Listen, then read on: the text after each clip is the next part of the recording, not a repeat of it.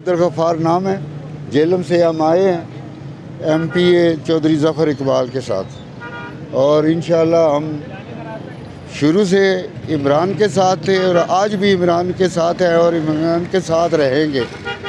और इंशाअल्लाह हमारी रैली कम से कम 2 मील लंबी थी, तो हम सब अभी इधर थोड़ा ज़्यादा रश है तो थोड़े मिक्स हो गए। क्या कहेंगे, बड़ी तादाद में कारकुन नजर आ रहे हैं, क्या आज आखिरी तकरीर है खान साहब की है? नहीं, खान साहब की आखिरी तकरीर नहीं, खान साहब की सब आखिरी तकरीर होगी और इंशाअल्लाह ये हम सब की उम्मीदों पे पूरा उतरेगा। ये जो चोर है ना, तीन चूहे, बस 3 चूहे वैसे ही जाएंगे इंशाअल्लाह, और इमरान जिंदाबाद रहेगा।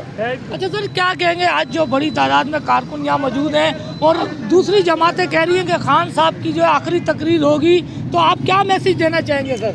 मेरे ख्याल में इन लोगों ने जो आंख मचली का गेम शुरू किया है, ये इसमें नाकाम होंगे और ये पहली भी नाकाम थे।